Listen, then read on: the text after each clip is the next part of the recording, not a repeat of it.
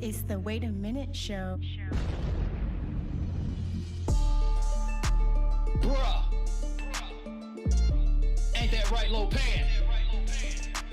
Wait a minute. Book it. Really? Really? The Wait a Minute Show with your host, Jolani J.B. Bodie.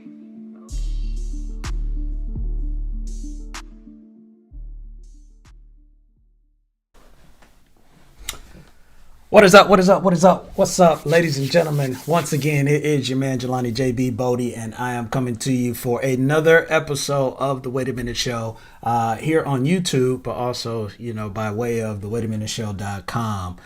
Before we get to anything, let me just go ahead and hit the YouTube thing like everybody else say. I need you to go out there and make sure you're subscribing, make sure you're liking, and making sure you are turning on your notifications, but also more importantly, make sure you are sharing this as well and get that out there because we like to have fun here. We like to do our thing and we keep doing our thing. And when I say we, it's not just me. It is he, it is him right over there, as always, doing nothing, but he's the constant professional at doing that. Everybody give it up for Lopan. Indeed.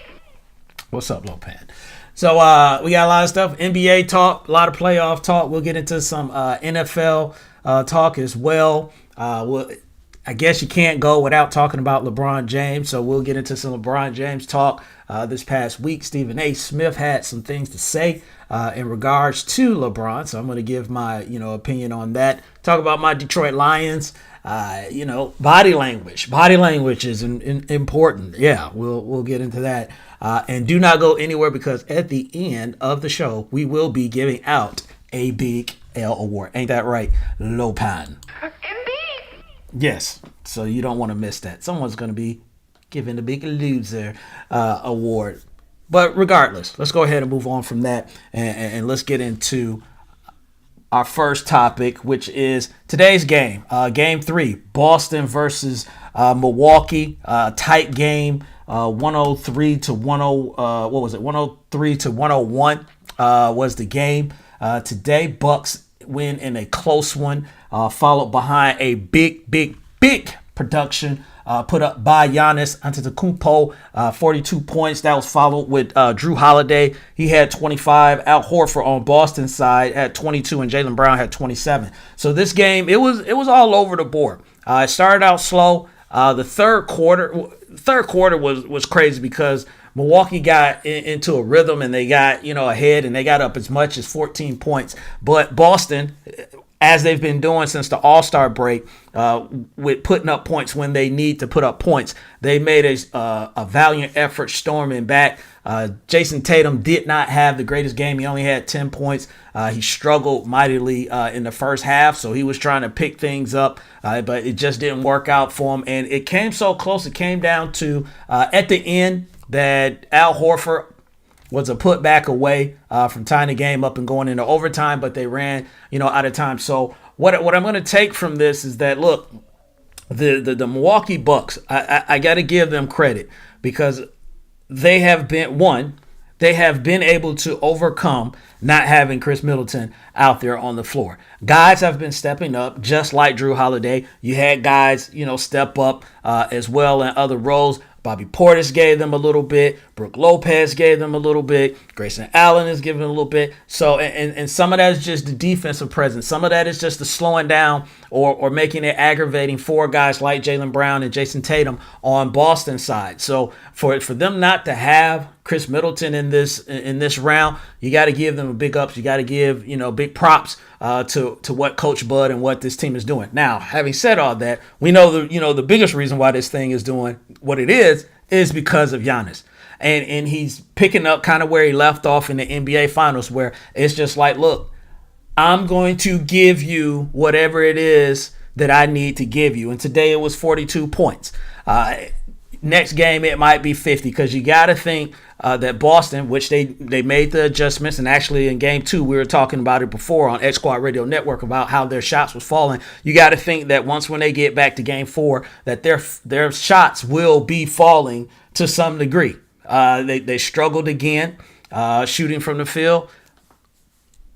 But I think more importantly, going into game 4, they'll put up shots, but I think they'll start it off with working towards the basket. Marcus Smart did a pretty good job for them.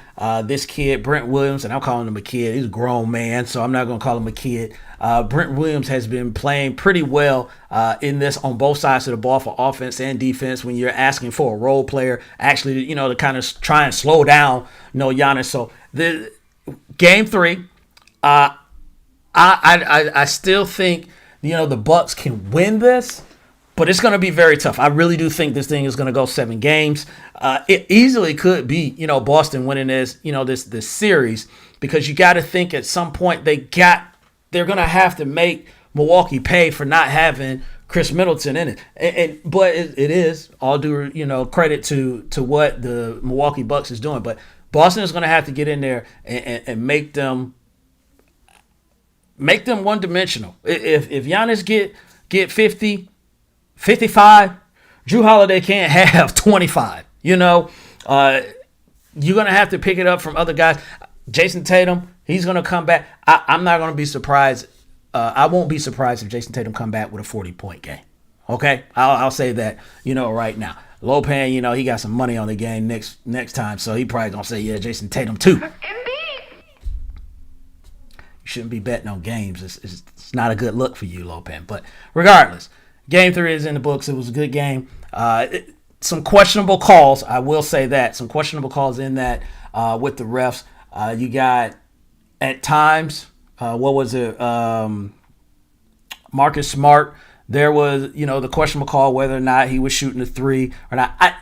People say it's questionable. As far as when they made the foul, it was, to me, I felt he was already on the ground. He wasn't in the air. He wasn't in a shooting motion. He was trying to get to a shooting motion, but I just think they beat him to that. And then there were some other calls that, that went in there that you're thinking like, these are some really, close calls. But it didn't. The great part about it is that the refs didn't decide the whole thing, because they had some bad basketball at one point, then they had some good basketball, and they had opportunities. So the more important thing of this game is that they had the opportunities, and Milwaukee was able to take advantage of that. Their opportunities winning 103-101. So going into Game 4, this again will be in Milwaukee. If they can, Milwaukee could win Game 4, and I still think this thing goes 7 games. But I do think Boston is going to win Game 4, and we'll be going back and forth on both sides. So, very good game. We got another game that's coming up, actually, in about 20 minutes, if you're watching the show live at the 8:30 spot. Golden State versus the Memphis Grizzlies. So, this is tied up 1-1. Another interesting matchup. Another, how are they doing it? Overcoming injuries. Golden State, they didn't have Andre Iguodala. Now they don't have Gary Payton Jr. He's going to be out for the foreseeable future. He's probably going to miss 2 to 4 weeks at this point with the fractured forearm. Very unfortunate situation, that happened in that game. But you got Clay, you got Steph, you got Dre. So that means you got a chance. And you got Jordan Poole. Don't get me wrong, about that. You got Jordan Poole. But as this thing goes on, Ja's coming off a 45, 47-point game. You got to think that Memphis is feeling more and more confident as this series goes on. And you don't want them to feel confident if you're Golden State. You want them to have those moments where they feel like they're new to it, which they are. They're new to it to a certain degree. You want them to feel new. You want them to question what they're doing. But right now, Memphis is long hair, no care, at this point. And they also believe in Ja Morant, is that he will be able to solve all. And so far in the first 2 games, he has had some, pretty good games. Pulled out the second one. I don't. Everybody knows I got Golden State, going all the way. But as far as like for game number 3, which will be in Golden State, I think the home crowd being pumped up, the Splash Brothers are going to be back. Splash Brothers are going to be back in this game. I'm not saying game 4 is going to be there or anything like that, but game 3, I do see the Splash Brothers being back, being the Splash Brothers are old, and then it'll be Splash plus a pool. And they'll get Jordan Poole in there because everybody's going to have to step their game up. Gary Payton is a key piece that they're going to be missing. So they're going to need stuff from Looney. They're going to need stuff from, I don't even know if Iguodala might be playing tonight, but if he is, obviously they're going to need something from Iggy. They're going to need it from everyone because they are dealing with these injuries as well. But I love the Memphis Grizzlies, man. I love the young gritty talent that they have on this team. When you got guys like Bane and Triple J and of course Ja and others, Steven Adams, he's supposed to be back because he's out of protocol. That's going to be someone that I think will play a part in this to try and minimize Looney and any bigs or whatever to a certain degree. I think they will get to some small ball as well. But I'm going to say, Splash Brothers show up in this game. And I don't know what the score is, but I'll say about 12 points. Golden State win this game tonight, which will be coming up pretty soon. So you listen to the Wait a Minute show with your man, Jelani. JB Bodie, we're sitting here talking sports, and we're going to continue to talk sports. But what we're going to do first, we're going to take a break. And then when we come back from the break, we'll get into some more basketball news. We'll touch a little bit, on football. And, we might go off the road, a little bit. You never know here. But we'll be back after some words. Do you want your next Atlanta event to be memorable? If so, have Drinking Color at your next function. Drinking Color is sophisticated bartending that creates signature cocktails for your special occasion. Wow your family, friends, and business associates next time with Drinking Color. You can contact the owner, Kiki Lewis, at 678-813-7102. That's 678-813-7102. You can also email her at drinkincolor@gmail.com and follow on Instagram at drinkincolor. And tell her you were referred by the Wait a Minute show. Drinking Color, cocktail catering. Let the cocktail sparkle at your next event.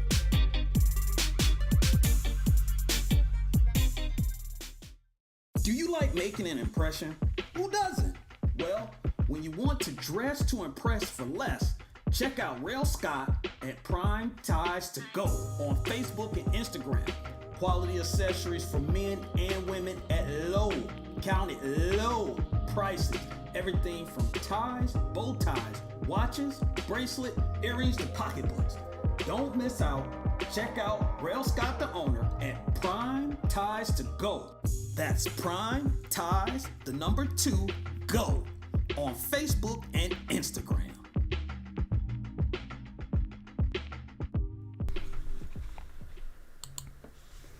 Ladies and gentlemen, we are back, and Lopan, you know what this is. Go ahead, cue it up. It's the Wait a Minute show. Yeah, here on the waitaminuteshow.com via the YouTube channel. So go to the waitaminuteshow.com. Don't forget that. But before I go any further, shouts out to my man Rail Scott. You heard, on the on one of the drops about his business and everything. Shouts out to him. He's out there without me and Lopan in Vegas doing it up. I guess I gotta be accepting of it. It's his anniversary, so I guess his lady might have a problem if me and Lopan is there. But me and Lopan, we ain't bad third wheel, right, Lopan? Yeah, so we feeling some type of way that we didn't get invited to go to to Vegas or whatever. Y'all still do the anniversary thing, but you should have took us. That's all I'm saying, or whatever. I know your ladies there. You know, you do your lady thing and all that. But, you know, take your boys with you or whatever. But I digress. Speaking of boys, I got to shout out, you know, my folks that's out there. I support and stand behind. So get at me if the Wait a Minute Show at gmail.com. The Wait a Minute Show at gmail.com. The reason I'm giving you the email address is hit your boy up for some merch for his people out there. So I got my dope shirt. Look at my shirt. Yep, that's my boy out there, Bub Dupree, out there doing his thing. So I'm giving him some free advertisement here right now. But you can get yourself a dope shirt. You can get yourself different merch that he has out there. All you got to do is hit me up and I'll get you in contact with him. So check it out. Check it out. Shouts out to Bub Dupree. Appreciate you for the shirt, man. Now let's move on to Mavs versus Suns. So we got a really good game out of Luka. Luka came up with, I think, an assist shy of a triple-double, whatever it was, assist shy or rebound, but whatever. He's almost had a triple-double. He got some help. Jason Kidd was talking about, you know, people got to join the party. So in this game, they won 103-94. They beat the Phoenix Suns. And Luka had 26, and Jalen Brunson kicked in also with 28. So that is that help that Jason Kidd was talking about. Can they consistently get that contribution from someone on the Dallas squad? You know Luka is going to do his thing. You know Luka is going to command attention. You know Luka is at least going to give you an opportunity. But it just doesn't stop there. This is why it's called a team sport. And plain and simple, I'm not even going to sugarcoat it or you know, beat around the bush, you know, about it, is that for them to have a chance of winning this series, this is the output they're going to, and don't get me wrong, they're going to have to, you know, slow down Phoenix as well. Because 94 points, they did a good job, you know, in some of that. I'm not going to say all of it was just the Mavs, but you keep the Suns under 100 points, you're doing a really good job, and you got an opportunity to win this game. This is a motivated Phoenix Suns team is what I'm trying to get at, is that they remember how last year ended. And they are not trying to have it end any sooner than what happened last year. So you're dealing with that steamroll, that truck, that, you know, all those boys that's over there, you know, that plays for the Phoenix Suns. So it's a tall task. I still think Phoenix will win this. Luka, they probably can get another game out of this. I think it goes 6 games, just as a prediction. But if they can get a consistent contribution like this, it doesn't have to always be from Jalen Brunson. It's just you need the points.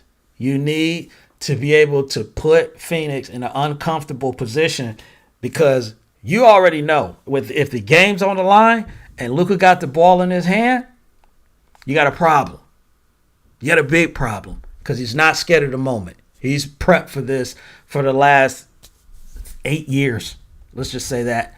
Ever since he became a pro. So he's ready.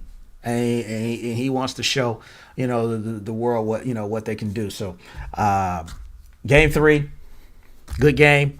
Game 4, I look for another, but I look for the Phoenix Suns, you know, to bounce back on this. And speaking of bounce back, Joel Embiid bounced back game 3 for the Philadelphia 76ers, which they very much needed him in that matchup with the Miami Heat. They got a win in Philadelphia, which was very much needed. They were down 2-0. The first 2 games, they didn't look too hot. And in this third game with Joel Embiid back, it showed a difference. And it was what we were talking about anyway before. James Harden wasn't going to be able to do it by himself. No one's going to be able to do it by themselves. So before people be like, oh, you're knocking on James Harden, Jelani, and all that. No, I'm not knocking on James Harden. I'm just stating the obvious, is that with Joel Embiid, it allows James Harden to do some of the other things that, you know, that he likes to do. But also with Joel Embiid, you have a game plan that has been changed.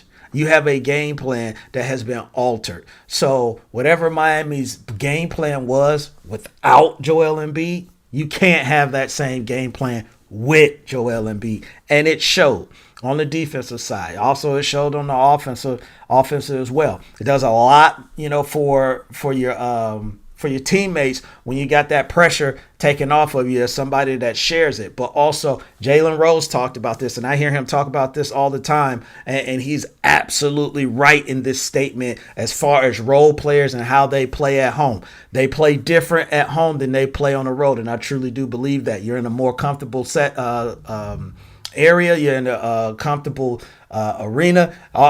Look, you're not going to have people booing you or anything like that. But also, when you got Joel Embiid back, you got all you guys, and then everybody rotates back into what their role was versus trying to take on something new.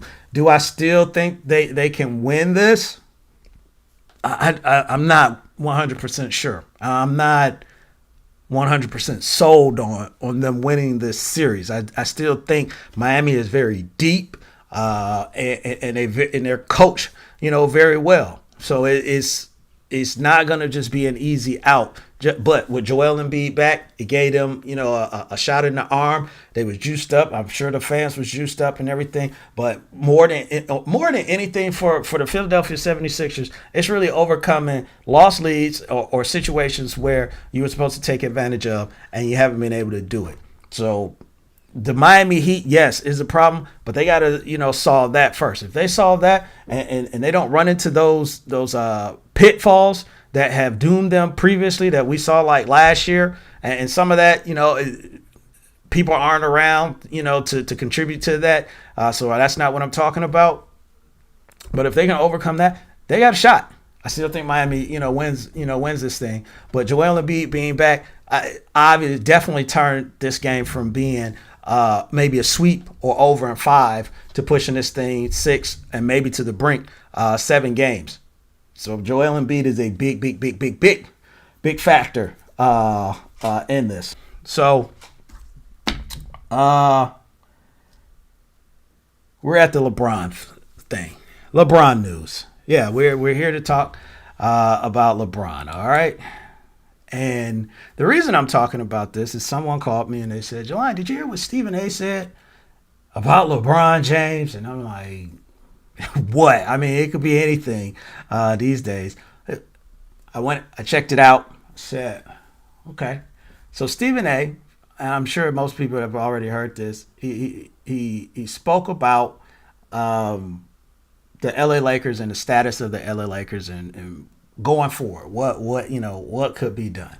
And Stephen A mentioned he said it's gonna shock some people maybe, but he mentioned trading LeBron James as a move that the LA Lakers should consider. And I listened to him. I understood what he was saying. I got what he was saying. I know the direction that he was, leading to. But I can't agree. And I get what he's saying, because Stephen A is just saying, look, right now the way this team is assembled, you need to go ahead and start making moves for the future. Maybe you can do some stuff that can change and utilize LeBron James and his value right now sooner than later. And he spoke about how, Anthony Davis, being hurt, spoke about whether or not Russell Westbrook is going to be coming back, and, and just things that, just didn't work out. Okay. All valid points. But all of that works to why I wouldn't trade LeBron. Look, here's the thing. At the end of the day, what happened is that you traded all those moves and everything 2 years ago, even this year and all that stuff. All of that was due to a championship. You got that championship 2-3 years ago, whatever, in the bubble, however long ago that was. You got that championship. So in a certain sense, it did work out. Now you're in a situation where you're still trying to win a championship, but you got these question marks. And we talked about it. Everybody knew these question marks about Carmelo, about Russ, about, all the other guys that, that they brought in. Everybody knew, about that. So that it didn't work out. Let's just say that it didn't work out at the end of the day. So now people want to talk about, look at what Brandon Ingram's doing and all this stuff. We don't know if Brandon Ingram would have been able to do that in the system that they were trying to run, because LeBron is a big piece of that offense. Wherever he went, Kyrie and Kevin, D-Wade and Bosh, guys had to adjust. And just like here, just like in LA, they had to adjust. So it's no guarantee that Brandon Ingram and all that young talent that they had was going to work out, for the Lakers. But the other reason that I'm saying trading LeBron isn't the move to go is that, and Stephen A said this, you're not going to get anything equitable. No team is going to say, give me LeBron and I will give you Steph. Give me LeBron and I will give you KD. Now, Brooklyn might say, we'll give you Kyrie for LeBron or something. But I don't know if the Lakers, want to do that, because just like Stephen A had said, you still got Anthony Davis and his injury history. That's just factual. So is Anthony Davis going to stay there? Are you going to try and trade him too? What kind of value does he have? There's so many questions, when it comes around Anthony Davis. Then here's the other thing. LeBron has 1 year left in his contract. Now, these rumors are that LeBron wants to play with his son if he makes it to the NBA, and he wants to be on the same team as his son. So if this is true, if this is actually factual and just 100%, that will be his focus. Once when his son, gets in the NBA, you got a 1 year contract that he's under now. Now, they're already talking about, an extension, but they can't talk extension at this point. So wherever you trade him, now LeBron's not going to relinquish control. He's still going to want to have control and say so as far as how his future, plays out. So now are you telling me that you're going to go out there and you're going to do everything you can to get LeBron James' kid just so you can, extend him and then have him? That's too many woulda, coulda, shoulda, maybe happened. That's nothing definite. So that's why, I don't think any team is going to want to trade for LeBron. Now, I shouldn't say any team. There are some teams that will trade for LeBron. Don't get me wrong. But places that LeBron would probably want to be in, there are very few. And I don't think he's going to agree to that. So I get what Stephen A is saying. I understand what he's saying. I don't agree with it. I don't think it's a good idea. Now, if you think, and this is the other thing, if you think you can trade LeBron and you get a boatload of first round draft picks for the next 4 years or something like that, I don't know if you want to roll the dice on that as well, but that's not anything I'm willing to risk if I was running the Lakers. Now, of course, I'm not running the Lakers, but if I would... Lopan, don't interrupt me. I know I'm not running the Lakers, but you don't have to agree with me. So, but I'm just saying that's not the people may not even be around to make those those draft picks and everything. And last but not least, what I'll say is trading LeBron James doesn't put you over the hump in the Western Conference. We just talked about Phoenix. Talked about Dallas. They look like they're up and coming. Talked about Memphis. Talked about Utah. Talked about the Golden State. There's the Pelicans. Trading LeBron doesn't put you in the top 4 in the Western Conference. So no, I'm not with the LeBron trade or anything like that. So that's just my thought process on it. Let LeBron stay where it is. He came there for a reason. Keep rocking with it, and if it works out, it works out. But you got one championship, off of it. So it's not like it was a total failure if they don't win any more championships. So we're going to take another break, and then when we get back from the break, I get into some of my Lions talk, man. This kid, Williams, out of Alabama, now our wide receiver, talking about his body language and what that means. I'm going to tell you. I'm going to tell you, and I'm going to explain to you, folks and Lion fans that may not know this, but I'm going to explain to you all of that and more on the other side of the break. We'll be back after these words.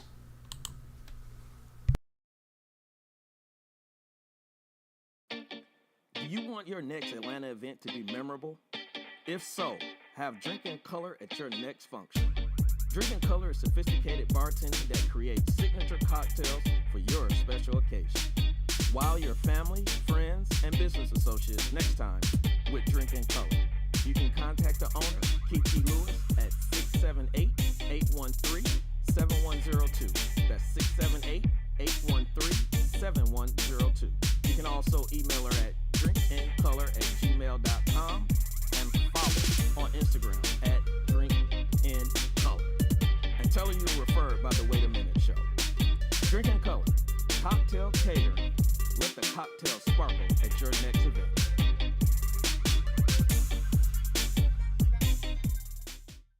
Do you like making an impression? Who doesn't? Well, when you want to dress to impress for less, check out Rail Scott at Prime Ties to Go on Facebook and Instagram. Quality accessories for men and women at low, counted low prices.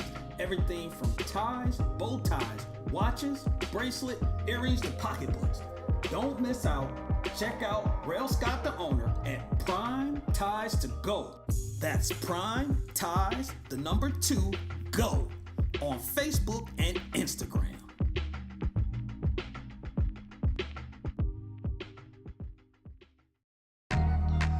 He's the brain of operations. I'm telling you right now, book it. And him, he's along for the ride. But together, they bring you sports like you've never heard before. The Wait a Minute Show, a new way of discussing today's trending sports topics. And now, back to the show with your host, Jolani J.B. Bodie.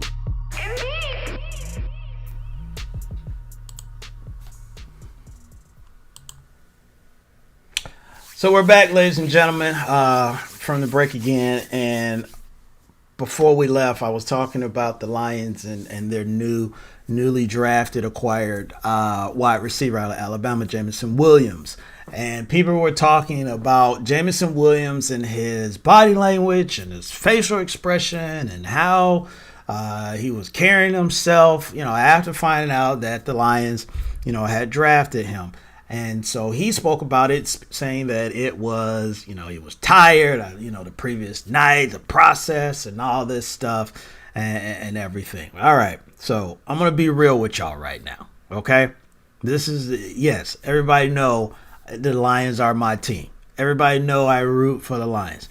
But the one thing that I am is that I can be biased and I can be unbiased. And I can be unbiased when I need to. Okay. So guys get drafted all the time and they're happy and they're like, I don't care. I just, whoever draft me, that, that's where I'm going. That's baloney. Don't believe it. There are places that guys don't want to go. Now, Jameson Williams, when he heard that he was getting drafted by the Lions, did he stand up or did maybe his insides, just like, yeah, let's go? Probably not. Okay? I'm just going to be honest. I can't fault him for that. And here's why.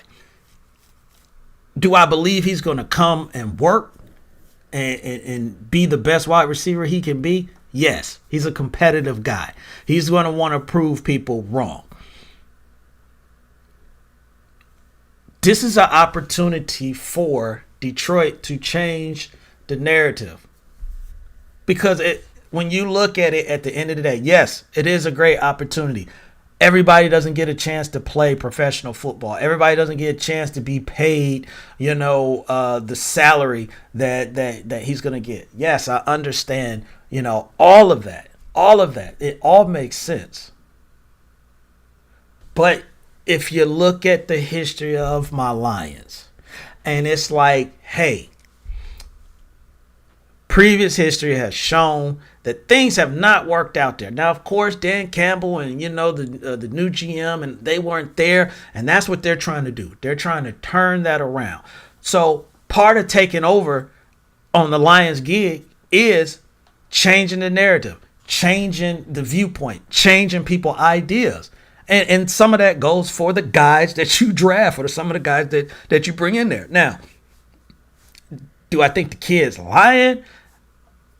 No. I mean, I think, to me, I really do think it's a mixture. I don't think he saw Detroit trading up at that point. No one saw Detroit trading up. So I think it was a little bit of a shock to him that Detroit traded up, to get it. But once when he get there, once when he sees the fans, once when he experienced how the fans are going to love him and everything, he can ask other players, that have played there, and they will tell him, yes, the fans will love him. As long as he's doing this thing, what he needs to do, and he's doing it the right way, they're gonna love him. Yes, you want to have that success as far as like winning on the football field, and that's what the Lions are trying to do. And if you look at last year, I know almost doesn't count, but they were competitive in a lot of games with probably not the greatest talent. So you look at their roster; they were missing DeAndre Swift for a while as well. So you got DeAndre Swift that should be back. You're going to have Hawkinson that should be fully healthy. You're going to have Amon St. Brown. You probably got Josh Reynolds. Williams, I still don't think he's going to play this year. If he can, that's great, but I think he should just play it safe. But that's just me. But if he comes back and he can be the wide receiver that would have probably made him a top 5, top 10, pick, then it changes everything. You still, quarterback situation that hasn't been decided right now. Jared Goff is your, is your quarterback. But yes, was he like the Lions? Like, yeah. Because look, if you coming out, and I'm gonna be real with y'all. If you coming out and you sitting there, and you like, oh, Microsoft, Google, IBM or whatever, you got all these companies, and you just like, I'm probably going to end up with one of these companies. That's not too bad. And then all of a sudden they say, oh, Smart Tech moved up in the ranks, and you're going to be at Smart Tech. And if anybody, you should know that if you watched the 40-Year-Old Virgin. But Smart Tech, you're going to feel a certain type of way because you just like everything that you was expecting change. So taking the head coaching job, taking the GM job, going, being in Detroit, it's changing that narrative. But when he gets there, he's already there. He will see how Lions fans are gonna love him to death, and he's gonna fall in love with that. And if they can get the wins, because I'm starting to lean over more to Dan Campbell's side. I like some of the stuff that he did last year. I like that he wasn't scared to try and win and everything. So if they can get wins, it's going to change the narrative, in Detroit. And now it can be you were part of that. And I give you an example, prime example. And I'm not saying it's going to turn out like this, but Warren Sapp showed up to a pretty horrible situation, well, not horrible, but a pretty bad situation in Tampa Bay where they were not winning. But there were guys that was there in place, and they added Warren Sapp, and things changed for them. You had Derek Brooks, you had John Lynch, and things started building, and they started making moves, and they started changing things. They got the right coach, when they got Tony Dungy in there and all that stuff. So that's what the Lions are trying to do. That would have set, before them. So yeah, when you go in, because when free agency opened up, how many big time free agents had Detroit on their list? And I've talked about this before. Nobody. Okay. That's just what it is. And you just gotta prove everybody wrong. You got to do it, a different way. And through the draft is it. You got young talent. You got guys that's hungry. And then if you have that success, then some of those guys that you do want out of free agency, you might can get them because you start showing people a different side of the Detroit Lions, and you change the narrative. So part of that is the Lions is going to have to change the narrative. It's not like, he got upset because the Rams drafted him, or the Patriots drafted him, or something like that. So even Cowboys, people are excited, to go to those teams. There's a challenge, coming to Detroit. But the fans will support him. I will support him. I'm going to root for him, and I'm going to hope he's able to contribute, and hope that the Lions turn around and show everybody this is what we were talking about. And then we don't have this situation. But I think I took a lot of time on it, but I think it's all blown, out of proportion as well. I'm being real with y'all. Last thing we're going to talk about before we get to the Big L Award is division rival, the Chicago Bears. So there's been some criticism, or some skepticism maybe, of the Bears draft, where Justin Fields, who it was their last year first round pick, they traded up to get him, and they gave up a first round for this year, so they didn't have a first round. They went defense primarily, and there are some, I guess, needs. Let's just say there's needs. Allen Robinson is gone there's needs on the offensive side. Allen Robinson is gone. You got some O-line help that you may need. And I know they traded away Khalil Mack, so they're trying to, fill in spots there, and they went on the defensive side. So I think what the Bears are trying to do, this is just my guess, what they're trying to do to a certain degree, help out Justin Fields to slow down offenses on the defense, using the defensive side for it. Yes, he needs some offensive weapons. But I talked about this on the Barbershop Sports Talk podcast. I got all that together. Sometimes that's a tongue twister for me. With Trey and Maestro, I talked about this kid called Darnell Mooney. I think a lot of people are going to be surprised, with Darnell Mooney. We remember a guy named Terry McLaughlin for the Washington Commanders and what he did. And he wasn't talked about, a lot. Michael Thomas, what he did for the New Orleans Saints. He wasn't talked about a lot. He went in the second round. I think McLaughlin went in the second round as well. So I'm not saying, Darnell Mooney is going to be those guys, but I think he's going to be someone that Justin Fields can depend on quite heavily. And it's a process, but yeah, I get what people are saying. You got it, you got this guy, you moved up, with this guy, you got to get him, the help. And I think Bears fan probably would have rather seen it put more on the offensive side, and then for them, to watch Justin Fields put up points and everything. And then if they're going to lose games, it's like, look, at least we got that. Now let's focus on the defensive side. But Ryan Poles, which is the new GM for the Bears, they got a plan in place. I don't know how well his plan is going to work, but he got a plan in place. So Bears fans, you gotta trust him. You just gotta trust, just like I'm trying to trust my Lions on what they're doing. But I totally get what everybody's talking about as far as like getting that offensive help for Justin Fields. You invest that, you move up, you give up a first round draft pick. You got to go ahead, and give him the tools that he needs. It is what it is. So it is that time where we go ahead and give out an award. It's Lopan's favorite award to give out, so I won't waste any time. Ladies and gentlemen, the Big L Award. And you are one pathetic loser. Let's go. We're gonna see the best collection of losers this park's seen for many a year. You made me feel like a loser! La loser. Le who? The her. I may be completely wrong on this one, but who cares? It is the Big L Award, the Big Loser Award, for somebody that does loserous things. And we're going to dive off into a sport. Yes, it's a sport that we normally don't touch. And racing. Yeah, Formula One. Well, normally we won't touch anything with NASCAR, Formula One, drag racing, nothing like that. But we are today. So Formula One. And Lewis Hamilton. Lewis Hamilton is a Formula One driver who is a 7-time Formula One champ. Now, Lewis Hamilton is not the big loser on this. So let's stop there before someone tells him and then he comes looking for me.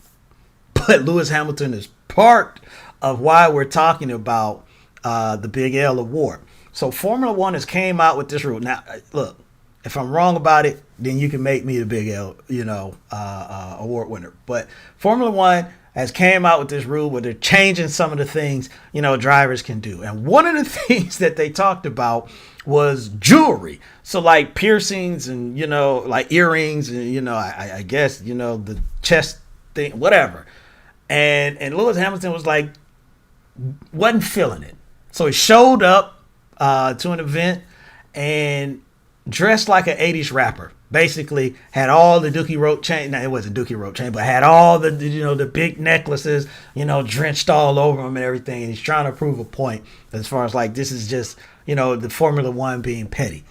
And I'm trying to figure out, because normally, especially with like racing, it's something like you can't do this to the car, because if you do this to the car, then you get an unfair advantage. So I'm trying to figure out, how is there an advantage? How is there something that is being gained if I got a nose ring or if I got an earring, I'm wearing a helmet, or what am I getting that other drivers are not by wearing this? And then here's the thing.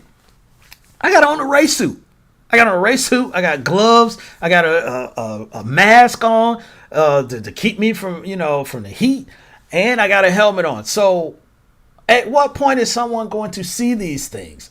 And again, I may be missing the boat on this, but I think I'm right.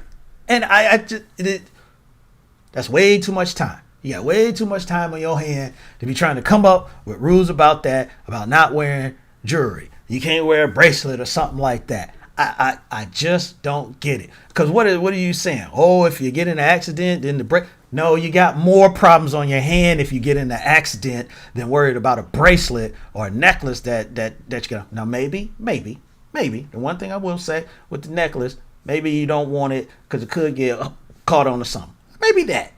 But earrings and all that stuff, I don't get it. So here at the Wait a Minute Show, anybody and everybody, we don't hold it to just, certain folks.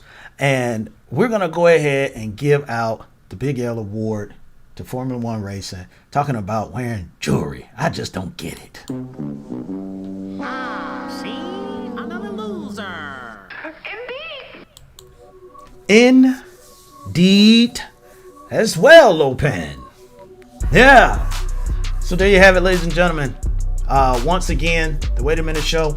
Another episode here on YouTube. Getting clocked in. Booking it. Hopefully y'all enjoyed yourselves, man. We're about 20 minutes into the Golden State game. Go and check it out for yourself. Tomorrow. Let's go ahead and let's stop the music. Stop the music, Lopan. Let's stop the music. Okay, we'll get back to the music in just a second. I'm gonna tell y'all right now. I don't know what it is, whatever you got to do. Just make sure you don't mess up tomorrow, okay? Because we all know tomorrow's Mother's Day. Happy Mother's Day to all the mothers that's out there. Happy Mother's Day that be holding it down, be putting in the work. We appreciate y'all. We love y'all. And don't think it goes unnoticed. Which it don't, because we don't want to get slapped in the mouth, by y'all. So if you haven't gotten that card or that balloon or that flower or something like that, get your butt up and go get it. Because I want y'all to be back for next week's show. Okay? And not in ICU watching this. Lopan, there you go. See? Even Lopan know when to kick the music back. So y'all go out there, man. Have yourself a good rest of the weekend. Be safe out there. Love yourself. Love somebody else. And always appreciate things that you got. And make sure you realize that that's the most important thing. Because you always can attain other things.